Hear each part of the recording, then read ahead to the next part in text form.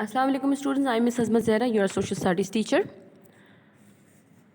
We have already learned about geography topics, agriculture and livestock, as well as agriculture in Pakistan. Now we are starting our history topics. The first topic which we are going to learn is civilization and empires of South Asia. In this chapter, we will learn about the civilization and empires of South Asia, as well as we will learn about why people wanted to live in the subcontinent, as well as what is a subcontinent, and people wanted to live here. People came to subcontinent, why they were, as well as we will learn about the history of the subcontinent. So, let's start.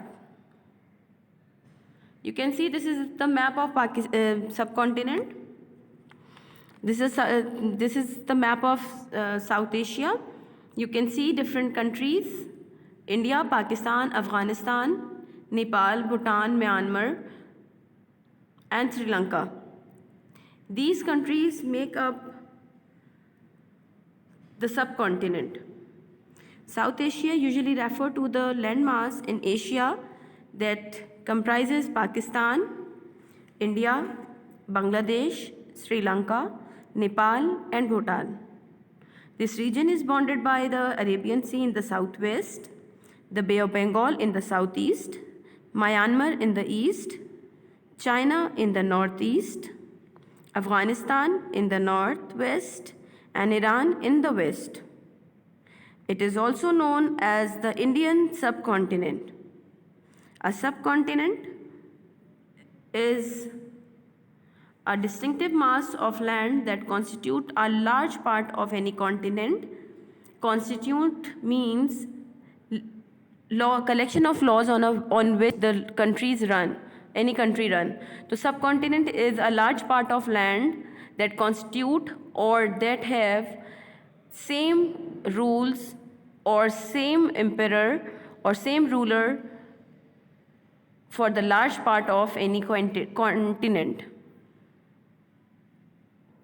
Why did people settle on the subcontinent? The Indian subcontinent is a region with abundant resources along with the coastline, river system, a favorable climate, flat fertile terrain suitable for farming, and a wealth of natural resources.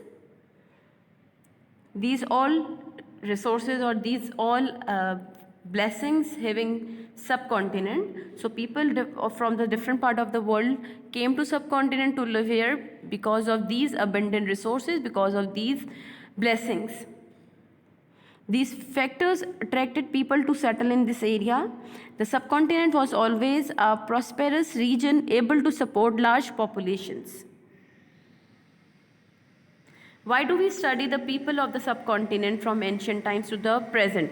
Why do we have this chapter in our syllabus? Why there is a need to learn about the history of the subcontinent? Why do we learn it? So it is important to study the history of the subcontinent from the time of the first settlers to the present, so that we can understand how people, countries, and systems have evolved, know about the past of our own nation, find out how culture and traditions have evolved, plan our future by learning from history. Pakistan, as you know, Pakistan is a country of many different cultures. How do we think this has come about? The people who lived in the subcontinent during different phases of the history came from many different regions of the world.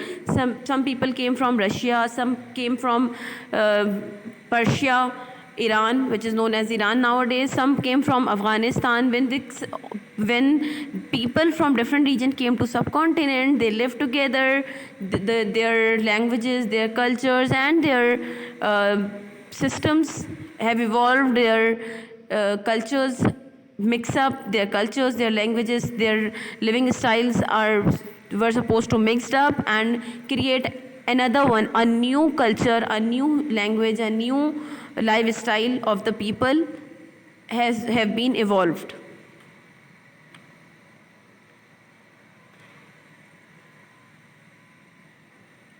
the people who lived in the subcontinent during different phases of the history came from different regions of the world. They brought their own ideas and practices with them.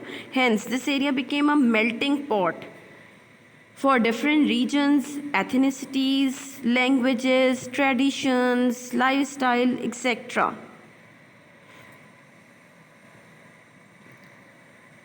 Melting pot is a pot which is used to melt, or which is used to boil up the metals. It is used for different metals, just as silver, gold, bronze, all the metals we put in the melting pot and then keep it on the high flame.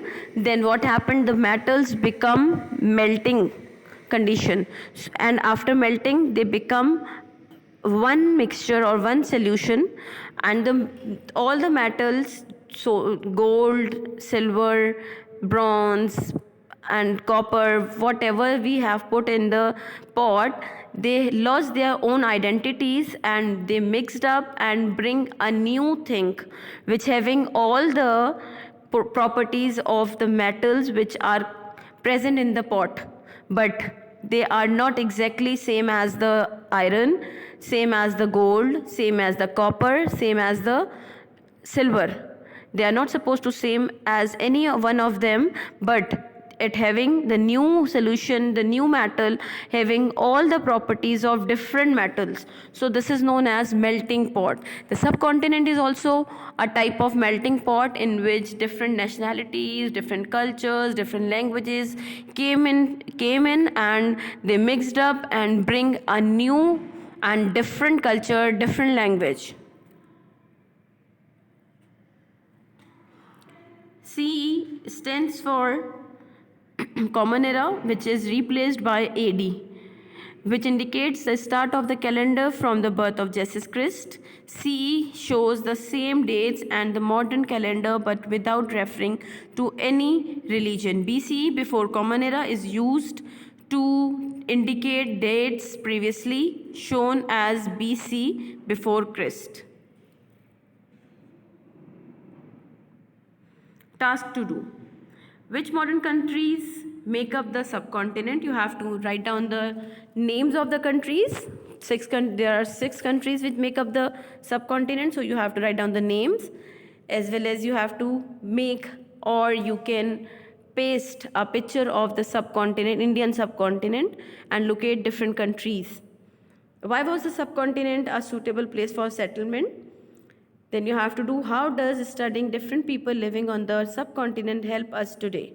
There are 3 questions to do. You have to do all these questions in your copies.